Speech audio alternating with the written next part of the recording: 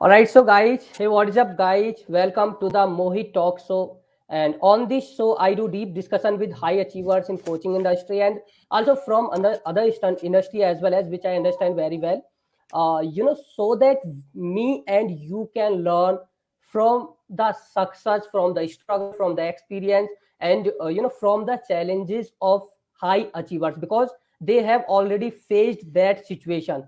They have already they have already overcome from that situation, from their challenges and from all the struggles, and they have that experience they can share with us. They can teach us a lot of things because they have already achieved all these things, right? So that is my mission to start this show. And today I have an amazing guest on the show, and his name is Adam Liette, and he's a 2 Club award winner and founder of Smooth Operator System and founder of Smooth Operator podcast as well as, and he has done 50 plus episode on his podcast. So that is insane.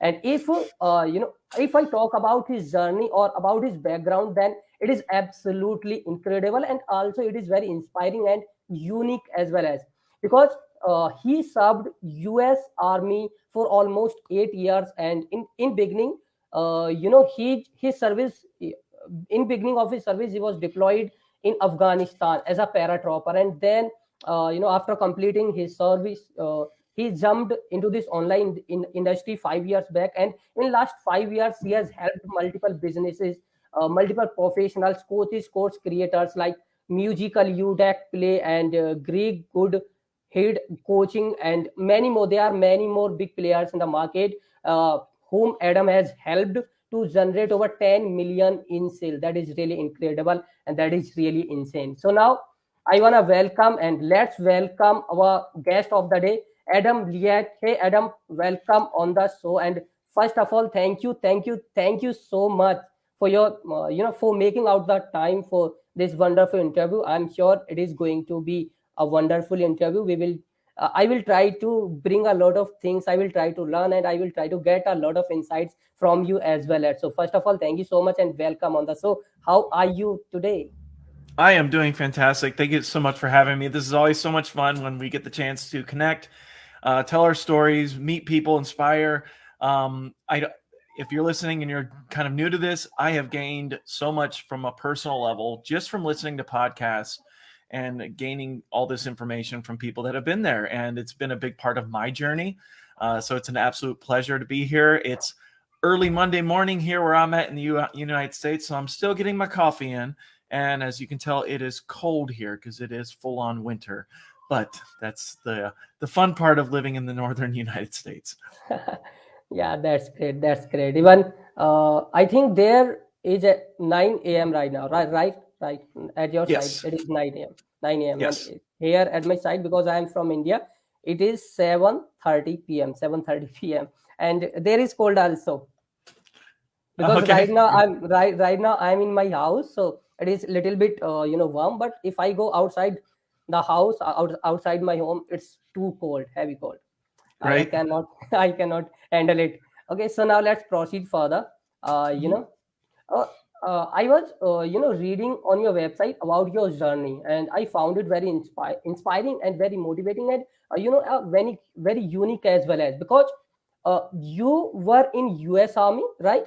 And from Correct. serving in U.S. Army to winning 2 Club award, that is absolutely incredible. That is absolutely insane. And I want to congratulate you as well as. So please tell us about your back story, like how you get started all these things. Because you were in you were in army and then you entered into this online industry. So how the things happen? Please tell us about your back story. For sure. So my army story, it's a big part of making who I was. Because I was a paratrooper, but then later in my career, I became a special operator. So I was doing the really tough missions. I went through some intense, insane training that made just a foundation of strength that I was able to build off of for years.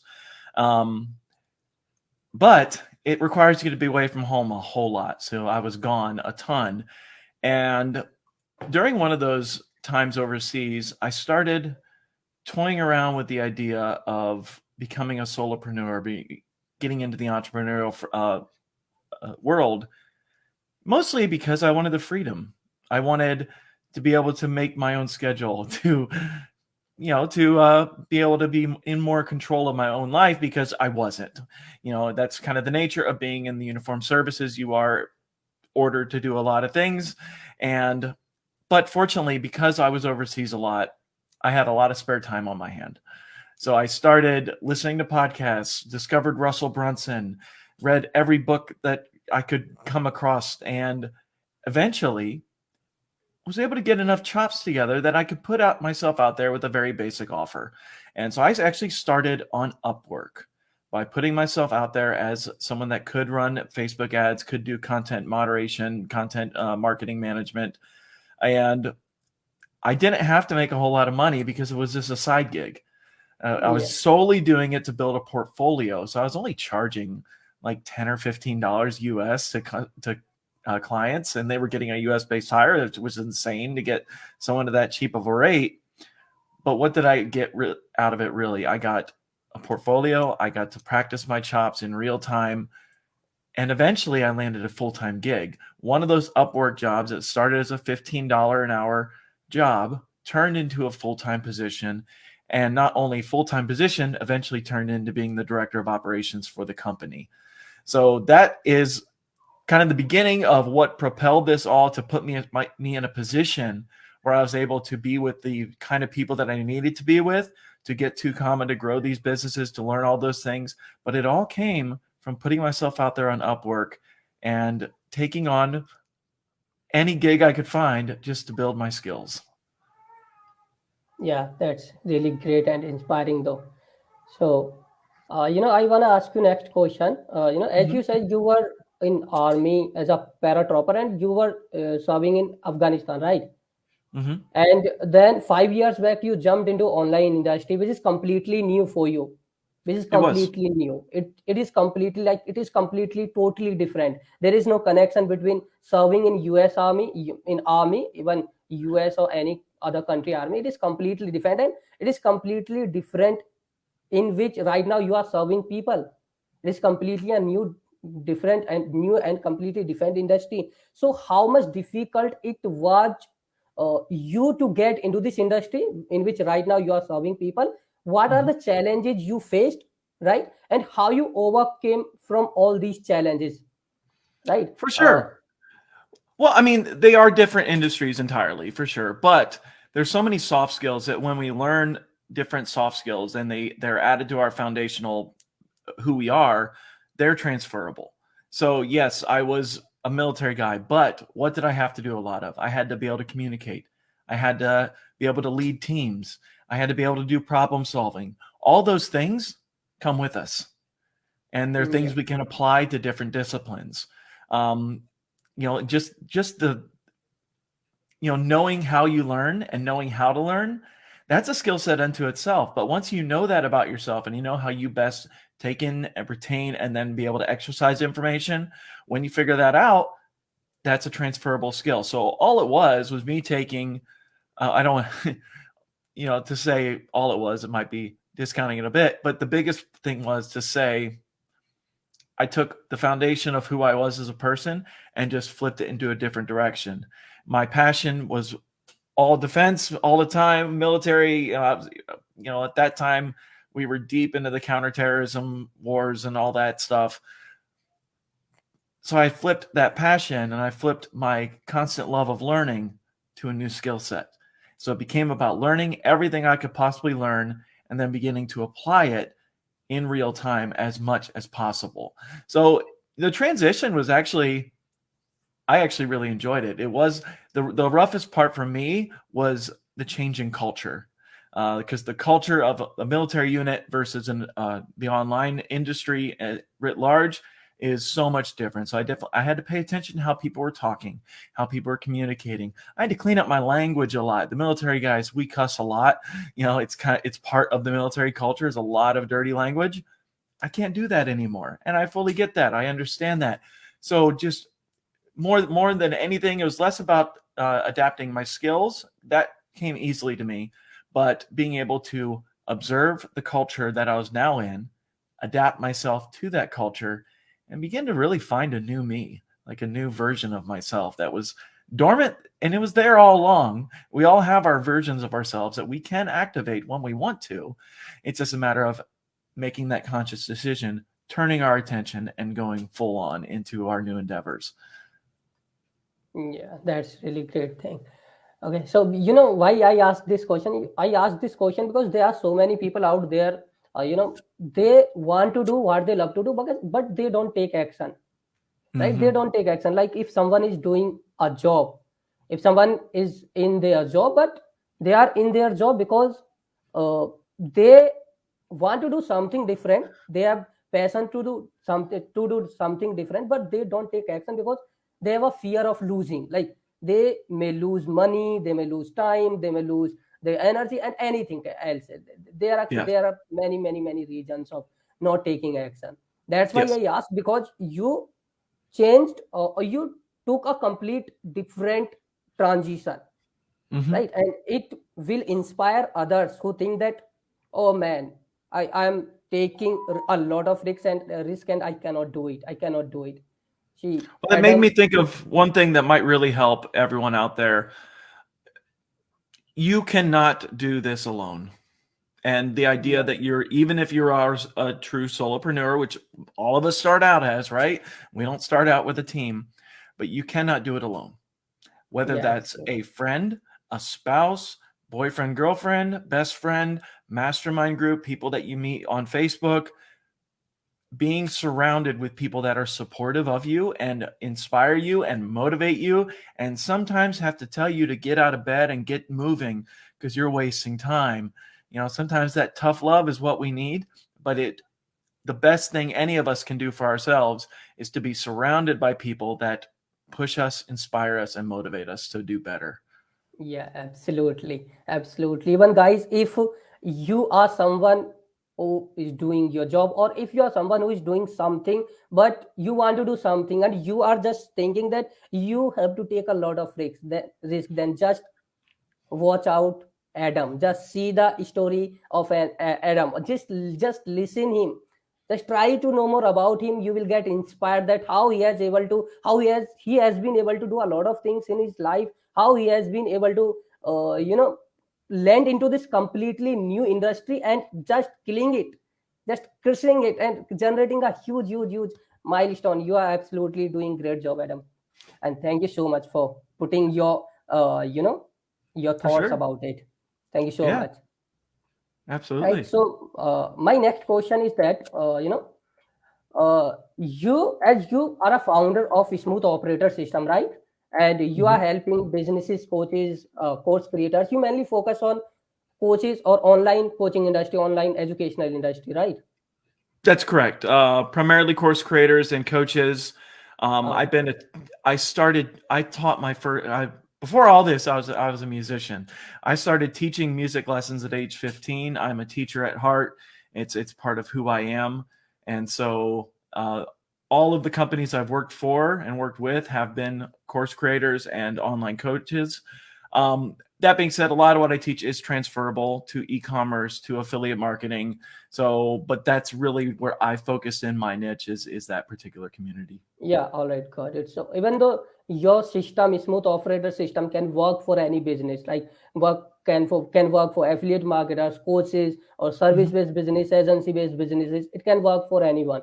But you For are sure. mainly focusing on course creators, coaches, and trainer or educational institutes, right?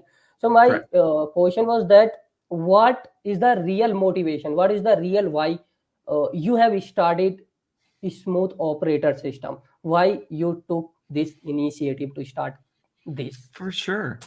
So it all started when we were making our run for the Two Comma Club. At that time, I was director of operations for Musical U, and I was the fourth hire on that team.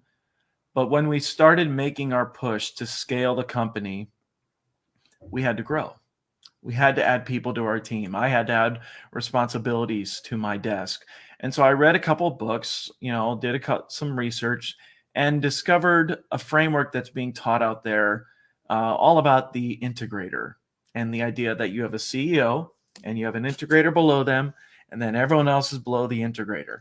And so that's the model that we ended up adapting for this growth phase. And we quickly went from right around $300,000 a year in revenue, and we hit the million mark. Not through just the one funnel. We didn't hit 2 comma yet, but the company wide did $1 million in revenue. And I was completely burnt out. I was being crushed by the company. It was weighing me down. It was taking everything that I had to keep it together because I was following a failed system, which is that integrator model of the integrator owns everything.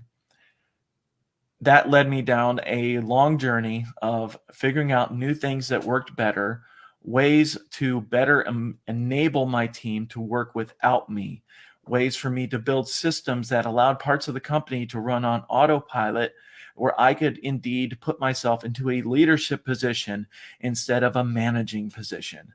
And when I discovered that, not only did my hours decrease, not only did my stress decrease, my team was better for it. My team was able to work independently of me, find their super skills and their super talents and that level of self fulfillment and enlightenment they were seeking. But also, we then took the growth of that company and put it on steroids. We went from 1 million a year to 3 million like that. And it was easier. It was less stress. Everything worked better. I was happier as a person. And when I found that, I was like, everyone in the world who is a course creator, course creators by their very nature, they're passionate people about inspiring change, right? We see a problem, we take personal responsibility for helping people fix it, and it's a passion-driven industry. As a result, because we're so passionate about it, we're very attached to the results of not only the company, but our students. This can sometimes cause us to put blinders on and feel like we have to be in complete control over all the things. And my message is, no, you do not. You can cast a vision, build a team around you of like-minded visionaries that share in your vision. And it's through working together, through collaborating, through building systems and teams that we're able to do this without feeling like we are taking on the whole world by ourselves. That's been the real secret to my growth, to my self-fulfillment. And now I hit the latter part, the second half of 2022, when I started. Before that, I've only been coaching students one-to-one and in group coaching for a very short period of time. I felt like I was keeping it all to myself. And it was one of those moments where God reached out to me and he's like, Adam, what are you doing? It's time to spread this and yell it from the mountaintop, because you can change people's lives. Not only the people I work with, the entrepreneurs I work with, but to have a bigger impact on the world as this online learning environment continues to grow in this really amazing way. And so I'm so thrilled not only to be working with the people I work with, but then to see the results their students get from that. There's so much self-fulfillment I get from the whole process. And that's absolutely gives a lot of satisfaction, as well as like we are doing something great. Yes. Well, it's Definitely. funny. We're at a paradigm shift. I fully believe. I think COVID helped ignite the spark that was already there, but the education industry as we know it is changing. Period. Absolutely. This is this is like so cliche to say, but this is the absolute best time to be in the education industry and not be a teacher at an institution, because everything is changing. The paradigm has been broken. And what will it look like in 5 or 10 years? I don't know. But what I do know is it will never look like how it looked 5 years ago. That's gone, Yes, and it's dying. And like, we're in the best position possible to be in the front of this wave and to inspire the change and be part of this movement as worldwide education completely changes. yeah, absolutely. COVID has a lot of impact on on this online educational industry. Even in India, there are a lot of people who was not aware about Zoom itself, right? Right. And now everyone have Zoom in their phone. They have installed Zoom. Everyone know about it. How? Because Yeah. of COVID. COVID is like, it is a curse, but for educational industry, it's blessing as well. Well, I mean, When they shut down the schools like they did, there's a natural, for every reaction, there's an equal and opposite reaction, right? It's basic Yeah, physics. We know that. And so when they shut down schools like they did, and they shut people in their homes, like, what do you expect to happen? This is the very nature of it. And I think the world as itself got a little sick of Netflix after about 3 weeks. And it's like, okay, because we are self-fulfilling people. Like, the species, as to get into the biology of humans, we are constantly evolving, constantly changing, constantly learning. And so it's a natural reaction when we're sitting there, can't go out, can't do anything. Well, self-actualization is a thing. Maslow knew about it way back in the day when he came up with Maslow's hierarchy of human needs. Self-fulfillment is at the highest, and when everything else is fulfilled, we're going to go for our self-fulfillment. And so it's such a beautiful thing. And that, yeah, I'm a bit of a human psychology nerd, as you can tell. I love it. But so yeah, it's definitely a natural reaction, and I'm thrilled by the possibilities, and I want to help. I see it almost like a taking on Goliath kind of thing. And that's what most of us course creators are doing, where it would be too easy to just sit down and let Berkeley take it over, or let masterclass.com take it over. Those companies are actually struggling right now. yeah, Masterclass laid off like 50% of their staff 6 months ago, despite the fact that they were basically queued up for a major success. They're actually struggling. But scrappy little bootstrapped entrepreneurs are thriving. It's because of the passion. It's because of that drive, because of we're seeing what's next. And we are coming at it with this compelling vision and this passion. People can feel it. Even in this Zoom world, like, people are like, oh, you just met someone over Zoom? Yeah, I had a great, deep conversation with someone over Zoom. And for me, it's just as real as us actually sitting down in person having coffee or tea. Honestly, we've been doing it for so long. It feels just as real to me now. And I think that's shared more than just by me and you. It's definitely a feeling for many people in our industry. yeah, absolutely, absolutely. So that's absolutely great, and it's really insightful as well, as right. So, my next question is that, because you are a founder of operating smooth operator system, and Mhm. this system helping coaches, course creators to setting up their operating systems so that they can live a freedom lifestyle, so that they Yes. can scale their coaching business on fast pace, right? Hmm. So I just Hmm. want to know the steps which you apply in setting up their operating system, or into setting up their online coaching business on automation. What are the actually steps which you implement in operating in your system, a For smooth sure. operating system? Absolutely. So the way the system is actually set up, the way I teach it, is more of customized based on where someone is, but I can pin it down to 3 linchpins that will help really create a nice Yeah, framework. sure. The first is systems and processes. If we think about an operating system, these handy dandy phones that we have are performing millions of computations on a second by second basis without our knowledge. It's just happening. It's all being done in a very predictable manner. So when we talk about systems and processes, it comes down to, first, you have to capture everything you're doing. I'm a firm believer in SOPs. I think SOPs by far and large get overthought, though. Like, we think of creating an SOP and we Google like SOP templates. You're overthinking it. An SOP can be very, very simple to create, and it can be as simple as using Loom. Yeah, So using absolutely. Loom or QuickTime, or I use ScreenFlow just because I happen to have it on my Mac and it works well for me. I capture everything I do.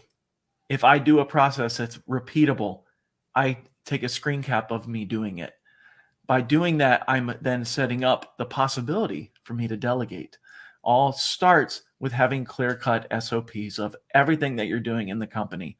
From there, it's about building a process around that. So you created it, wonderful, it's working. Well, how do you delegate it? Well, we have to know how to hire people. We have to know how to delegate. We have to know how to manage them. We have to know how to onboard them. Onboarding is one of the most underrated things, in my opinion. The first 90 days after we hire someone are the most critical 90 days in that relationship between you and the person that you've just hired. If we can help bring them in the company in a very supported way, we're setting them up for long-term success. No one will be as good as you are at doing something when you first bring them onto the company. And that's the important thing to realize. Just because you SOP something, just because you create a process, you hand it over to someone, what are they inevitably going to do? They're going to mess something up because we're humans, right? But if we're onboarding them way that's supported, we're setting the stage for them to become highly motivated, highly capable people on our team.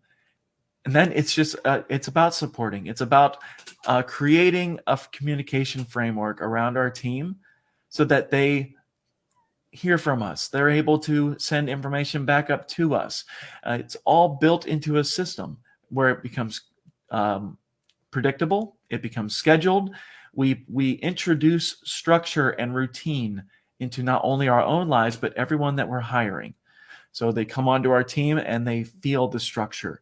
Humans, by our very nature, if things are left to chance, if things are left waffling about and, oh, it might get done when it might get done, we all know ourselves, right? If you don't make yourself do something and you don't put it on a to-do list, does it actually get done or does it stay in idea phase?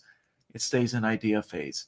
So if we think about what makes ourselves work well, myself, I have this planner that I work on every single day that spells out my whole day for me. It organizes my life around a system.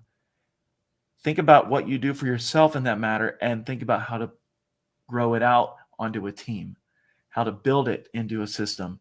So not only are you then working from that common operational picture, your team is as well.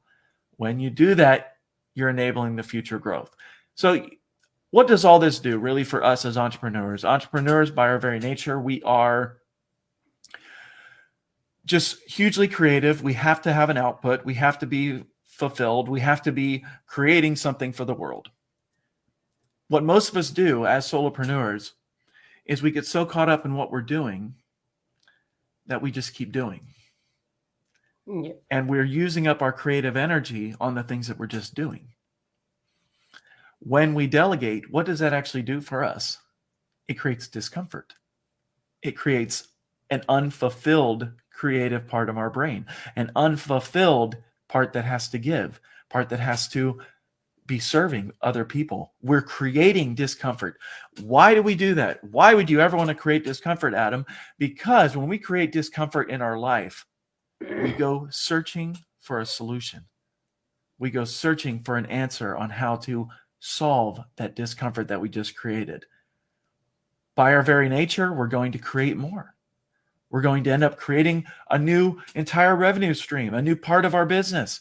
You just bought back your time by SOPing, systematizing, processing, and delegating. You bought back more of your time so you can go back out and create. And what does that do for our companies? That's actually what grows our revenue stream. It's not simply by hiring. Hiring itself will lose you profit unless you make more money. Sounds simple, right? Yeah, absolutely. But it actually is. If you think about what hiring and delegating does for us, it makes us uncomfortable. This is why many people that I talk to, I get in strategy calls with them to see if we want to work together. And I start talking about these things and they get incredibly uncomfortable. And I'm like, exactly. You need to be uncomfortable right now. You need to feel discomfort. The best way to introduce growth is to be uncomfortable. Me personally, at Musical U, I introduced major discomfort by offloading at one point 75% of my job. I offloaded 75% of my job. In the ensuing 6 months, I had to give to just be able to feel like I'm contributing in the world and I can look in the mirror and be happy with myself. I created a brand new revenue stream that did almost $1 million by itself because I created discomfort, because I did all these things. So that's I kind of got big on that, didn't I? But basically the system is about building systems, building processes, building communication workflows, all in the pursuit of getting ourselves more strategic time to think of the bigger vision for the company, for ourselves, and our contribution to it. Yeah, that's absolutely insightful and lovely sharing as well. As even I was reading on your website that when you joined Musically Mm-hmm. you joined as a operation, I think. What was your post there? I first joined as a social media manager, All right. and that's when I was working part-time. I was still in the Army. When I came full-time, I became the first operations manager for the company. Yeah, you become the first Yeah. manager operation operator of that company, right? Uh-huh. And you ended up building a team of 20 people. Yes. And that absolutely insane, because when we have a great team, great people in our company, in our community, then we grow more faster. And it's Mm-hmm. really not easy job to hire right person, to build a right team. Only a person who has a right skill about it only Mm-hmm. can do it, and you did it. Congratulations.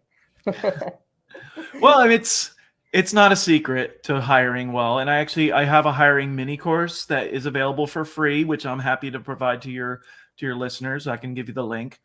Yes, sure. Hiring is like anything else; it's a system. When we root ourselves in systems, we take chaos out of things and introduce predictability to it. I can say the number one thing to hire for when you're considering hiring, it's really easy just to go for the guy or the gal that knows the skill you're looking for. Their quality of doing the skill is actually secondary. We need to flip this script. It's really easy. If you want to go out and get the best Facebook ads manager possible, they're available for hire. They're going to charge you through the nose, but they are available for hire. Instead, we need to look at culture first. We need to look at people that will fit in with you, people that you're going to be able to be inspired by and inspire themselves, people that you get along with, people that you know aren't going to drive anyone on your team crazy. So we build things off culture first. And I also am a big encourager of using personality as a way of guiding our hiring decisions. And by saying that, I mean personality assessments. So the one I recommend is the DISC assessment, DISC. Just Google it. You'll find lots of links.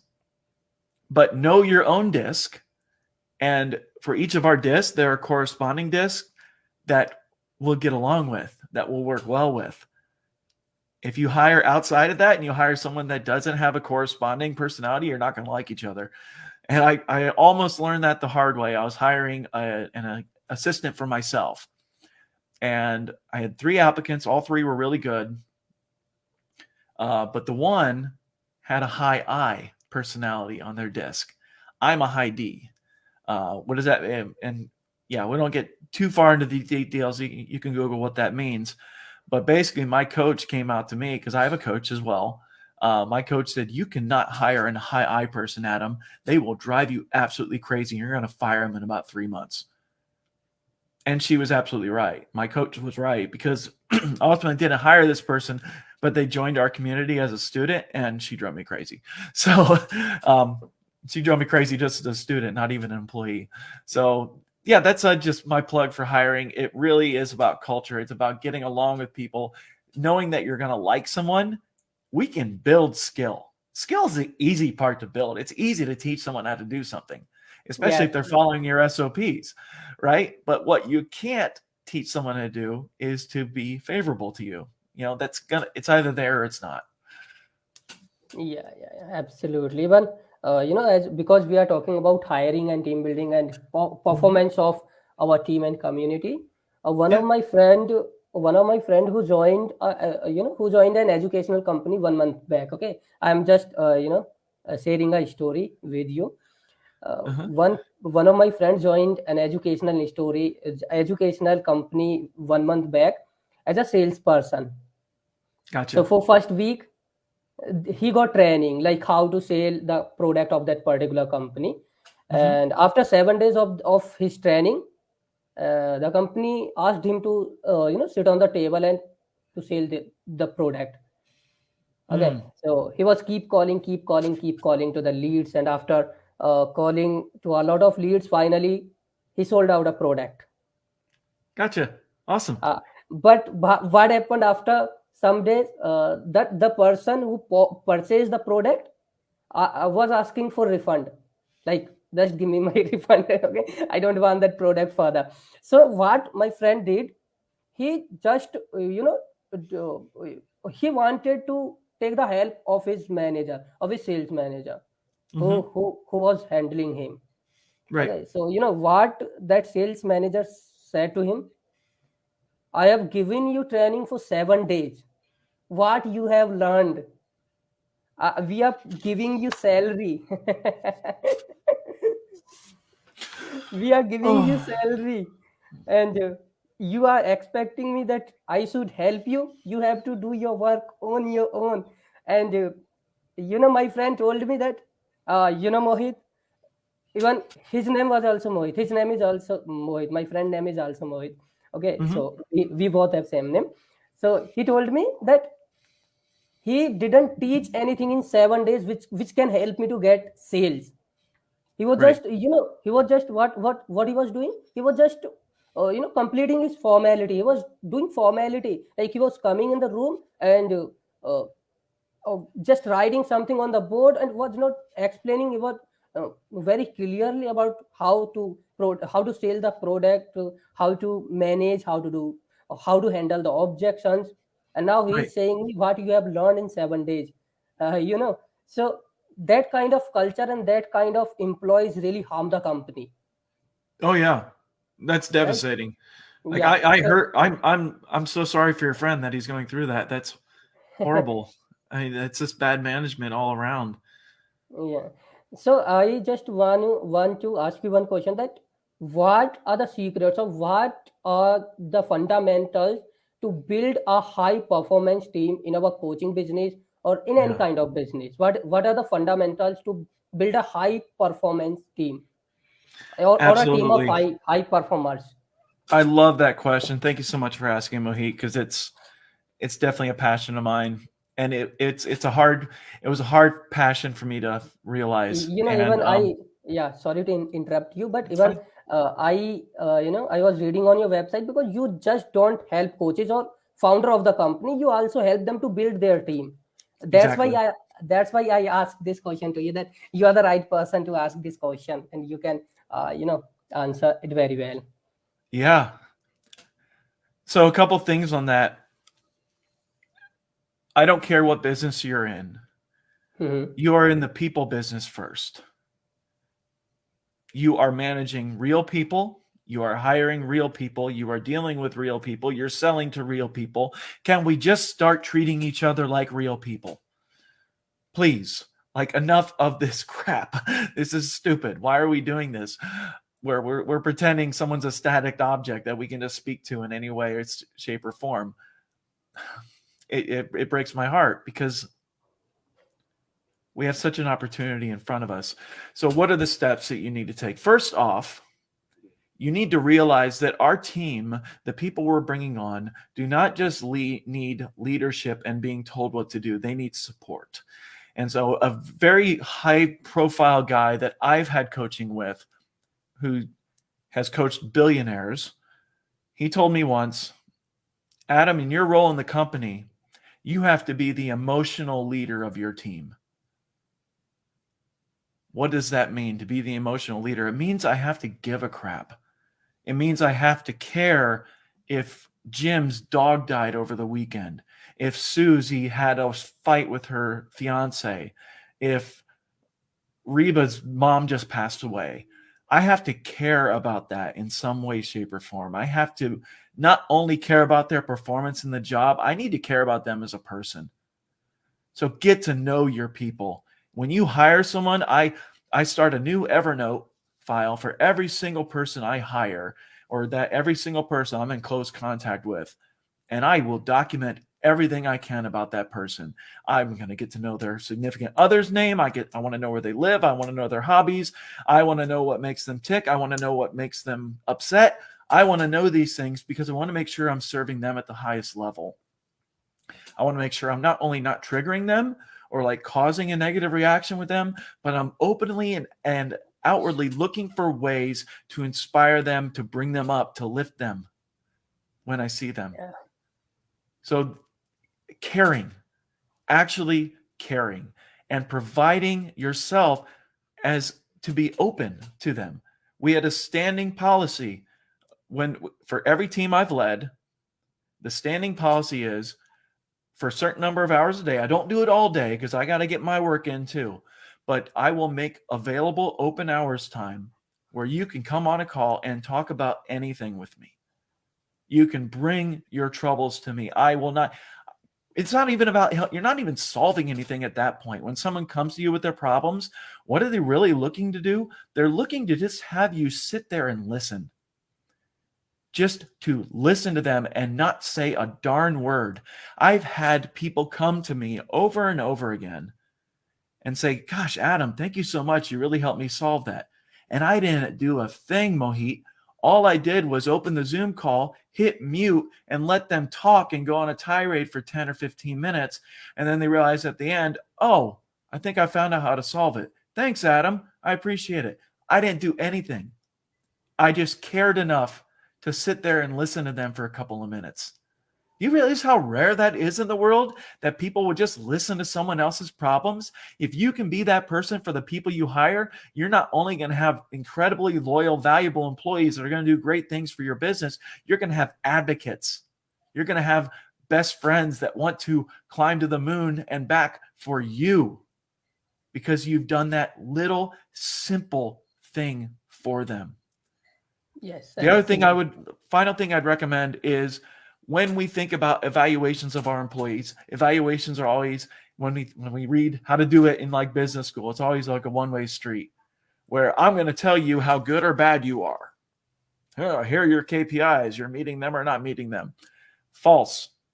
Evaluations need to be a two-way street. Your employees need to be able to know that if you're not doing something to support them, they need to be able to know that they can call you out on that and be like brutal with you at times. And you're going to respond in a positive way. You might not be happy about it, but just put on a smile for a couple minutes and then go, yell at your computer for a couple minutes after you get off the call if you need to. However, you got to release that energy. But they need to know they can come to you with things that you're not doing well either, or that aren't going well from their desk, and then you fix them. Two-way. It has to be. That's how we build teams. Of just when you do that, I have a darn near 0% turnover ratio. When I hire someone, they stay with me. I've had very, very few people quit as a result. Absolutely. That's amazing. That's really incredible. That's really incredible sharing. Thank you so much. Thank you.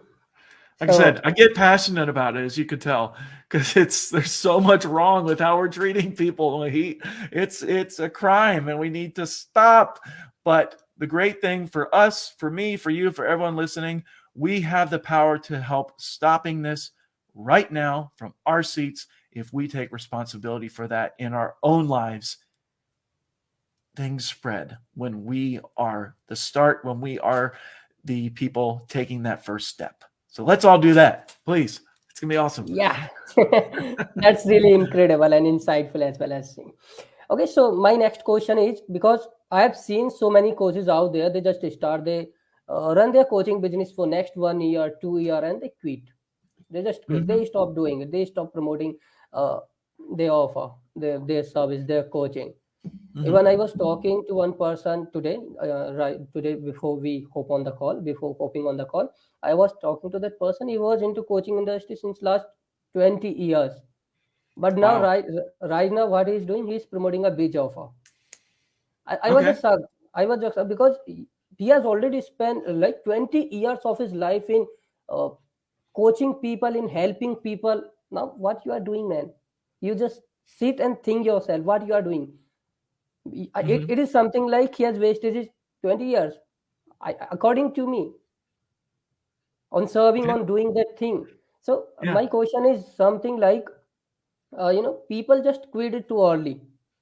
Okay, so what is the secret to build a long-term, sustainable, profitable, and scalable online coaching business? What are the secrets or what are the steps? That's a big one. Well, first off, in terms of like quitting something after 20 years, I get it. Like we all have to, if our passion's not in it anymore, you're not going to be in it anymore. And Yeah. you can lose that passion, or you can just need to change. Everyone said I was crazy when I left the military the way I did. People that got to the rank that I got to don't leave. So everyone thought I was crazy once. Say the number one thing to sustainability and to have that growth is to stay true to a vision, to make your vision so big that we can't possibly accomplish it within 1 or 2 or 5 years. My vision is to take on the whole darn establishment. Like there's one particular establishment in the online business manager community that I'm taking on directly because I've used their system and it darn near broke me. So that's what's keeping me going, is have that big vision. From a pure tactical level, guys, it's all about traffic you control. It doesn't matter how many Facebook followers you have. It doesn't matter how many YouTube followers you have. Those are all good things, and we need to have those, right? You need to grow your audiences on those other people's platforms. You have to figure out a way to own your traffic. What does that mean? It takes those viewerships and all of those other ways that we're getting followers, turning them into people in our CRM, people in our database, on our email list, on our, it has to be something you can control. Otherwise, we are one Zuckerberg snap or Google algorithm switch or YouTube switch or TikTok they're talking about banning it from the US again. Like, we're one switch away from losing. It's already banned in India. Is it already banned in India? Oh my gosh. Since last, I think, more than 2 years. Yeah, and if you're building your business on TikTok, great. If it's going well for you, fantastic. I'm so happy for you. Yeah. Get your followers on that platform and move them to traffic you control. When you control the traffic, now you can build that sustainability because you have that audience to keep promoting to keep nurturing, to keep giving out free content, to keep serving. And that will be your your sustainable revenue source. That's going to save your butt in times of chaos, save you in times of tumult, and best of all, keep you true to yourself. That's the hard one. You're not being true to yourself, and when you're getting out at that big vision, because your audience knows you, and they're going to call you on it, and trust your audience and follow them. Absolutely. So, are you short of time? We just have to. We can we do it for next 10 minutes? Yeah, that's fine. Not a problem. Yeah. Okay. So let's proceed further. So my next question is like, as internet has changed the way to market our product, service, or our offer or our business, right? Internet has completely changed the market. Mm-hmm. What we were supposed to do before this internet thing. So what do you think? What technology can change online educational industry completely? Like completely. Right now, because people are working on so many things. There are so many technologies. There are so many things which are about to come in the market. Right? Mm-hmm. Even I'm not aware about all these things because I don't know. I'm not aware about all these things. So, but I want to know that what technology or what thing can or what invention can completely change this online coaching industry? I mean, Meta's already working towards it. It's when our technology becomes immersive. What's the worst thing about online education right now? It's some people don't have an edit button, and they'll make like really long, like 190-minute long training videos that no one watches. So, but imagine if you're attending a lecture and you're doing it in an immersive environment where you actually feel like you're there. That's really incredible. Even I was thinking the same thing. I was thinking like metaverse can completely change. We are sitting here. I'm sitting at my home, and I was feeling like I'm feeling like I'm there in the classroom, and my teacher is in front of me. That's really Yeah. game changing. So it's really going to be super duper I mean, fun. because if It's I was there, we'd finish this interview, we'd go get some great food because I love Indian food and I don't get it enough. So, but definitely. imagine if we're in an environment where that became possible, where this Yeah. interview was literally me and you feeling like we're sitting at the same table. And we are shaking hands as well as. Exactly, right? I mean, we are, if you look at the growth, I forget what the phrase for it is, but like technology doubles uh, every period, and it, like, technology didn't double for like 500 years, then it doubled again in like 250 years, and now technology is doubling like every couple of weeks. Yeah, Like, it's absolutely. crazy how fast technology is going. um and so it's just gonna blow us away. Yeah. What's going to be possible? The downside is I'm planning my next computer purchase, and I know I'm going to have to go big or go home because I want a computer that's going to be able to survive the growth that's going to be needed in the next couple of years. But I believe that metaverse can change the thing, right? Yeah. Yeah, definitely. Okay, so we are just about to end the session, but I have last one question, right? Hmm. I want to ask one more question, and that is like, what is the future of educational industry? Because I have seen so many coaches, they just say that education industry is dead.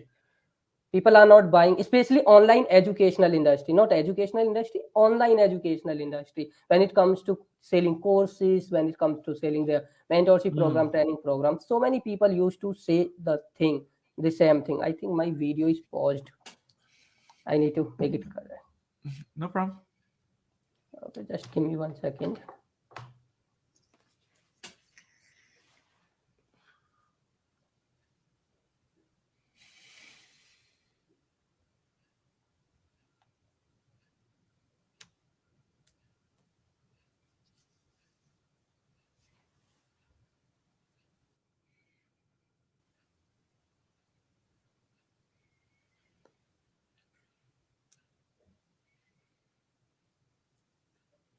I'm not sure why my camera is not working, but anyway, because We can finish. Yeah. we are about to end this, meeting. So this is just my last question that, people say online. Some people say, not everyone say, because most of the people, so many people out there are hitting it hard. They are making a Hmm. lot of money, but some people say that educational industry is dead. People are not buying, especially online educational industry. So what your take and what you want to say to those people? Well, the metrics just prove you wrong. Online education has grown every year, and it's never, since it became a thing. I'm not aware of a year that online education revenues actually went down. If you look at the industry as a whole, has there been moments where it's become more heavily, like one company is taking up a pretty big market share? Of course, that's happened, and we're still live, so I'll just keep on going. Um, there's definitely been companies that took a bigger market share. If we can think of companies like Udemy or Masterclass, they've all done that. But the industry as a whole is not diminishing and not going away anytime soon. So, yeah, I don't know what else to say, but it's definitely not the case. It's definitely still very much a factor. Will there be companies that struggle? Will there be messages that struggle? 100%. Um, but if your course isn't selling, more than likely it's the offer. Simple matter. If your course isn't selling, it's likely the offer, and that's the reason it's not selling. So create a better offer, get more sales, and that will definitely help you along the way. All right.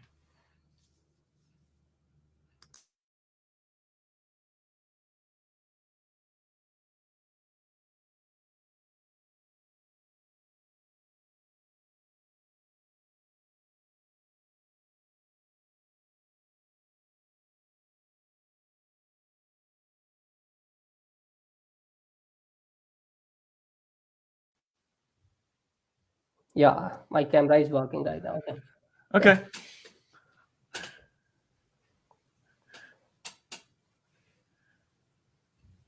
Good. Yeah. So the thing I was asking that is there anything you wanna share, because we are about to end this session? It was lovely talking to you. Is there anything which I missed, which I failed to ask you, or you wanna share with my viewers or with me?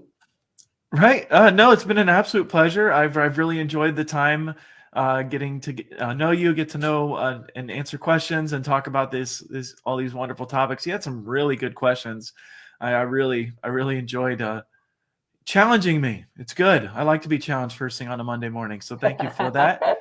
For the listeners out there, just to say, all this stuff is possible. I'm living proof of it. It's not a secret. It's not this huge, gigantic thing that we have to build. It becomes really simple and scalable. It's all about taking the right step forwards. And this is why did I get into coaching? I've done a million online courses and they've all helped me in their own way. But coaching is it's a whole different bag of donuts in that coaching allows you to take that thing that you're learning and then have someone help you apply it. So if you're learning a bunch of stuff and you're like, I'm just not getting results yet, it could be anything. It could be your Facebook ads. It could be YouTube ads. It could be content marketing. It could be business operations, and you're not getting the results that you want yet. Get a coach. Get someone that you trust with, that you vibe with, like you meet on that cultural level and that personality level. When you vibe with someone, you're going to learn from them because our coaches have been there before. There's a reason I still have a coach. I'll have a coach, even though I'm a coach who has a coach. Go figure. Almost all coaches I know have a coach because we know we can't do it Absolutely. ourselves. And we Yeah. know that relationship is going to be what takes us to the next step. So I can't say enough for our industry. Helps I'm in it. I'm definitely an advocate for it, but I'm only an advocate for it because of the results that I got in my own life as a result of a great, great coach that changed my life. Yeah, absolutely. Thank you so much, Adam, brother. This was lovely talking to you. You have shared a lot of insights, a lot of valuable stuff on this live session, on this interview, and I'm really blessed and grateful of you to you know making out your time to join this live interview, because time is valuable. I cannot, I can make money, but I cannot buy the time. And Right. you have put a lot of efforts, and you have. I really appreciate you for that thing. Thank you so much. Thank you so much. And can we For do a sure. rapid fire? If you have 3 minutes, 5 minutes, can we do? I will ask you a couple of questions. You don't have to explain. Just pick one. Go for it. Let's do it. I will not ask so many questions. Just few questions. Like, okay, so let me ask one: job or business? Business. All right, business or family? Family. Okay. Oh, what is your favorite social media platform to spend your time? Facebook, LinkedIn, Instagram, or any other? Facebook. That's great. Organic traffic or traffic through paid ads? Paid ads. With Oh, one caveat. You test it through organic, then you do paid ads. yeah. Start with organic. Okay, got it. So, best social media platform to get paid traffic?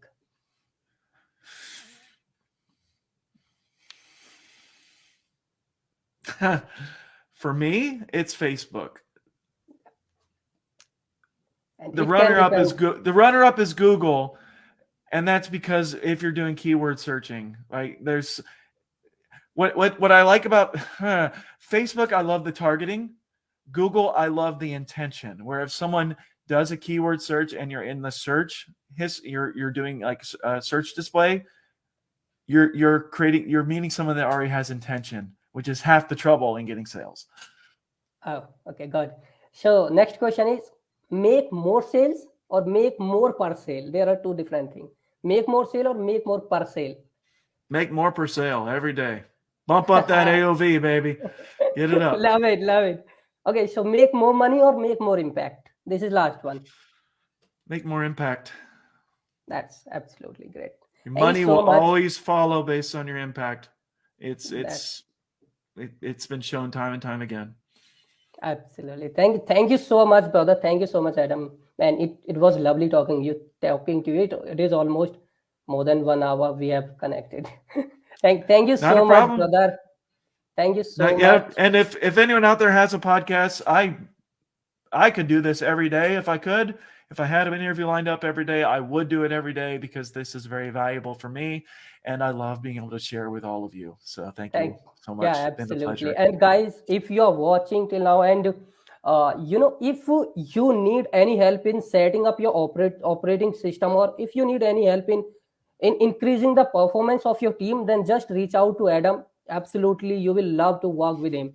Absolutely, you are going to get massive results in your online business. Thank you so much, Adam, and I will put your link as well as in comment section. Uh, Sounds good. so that so that people can reach out and they can learn more about you as well as, and if they I, find that yeah they are facing the same problem which you are solving, then they can reach out to you. sounds lovely. Look forward to meeting you all. Have a good day. Thank you so much. Have a good day. Thank you so much, Adam. Thank you so much. I'm blessed and lovely talking to you. All the best. Have a Likewise. good day ahead. You too. Bye. Thank you.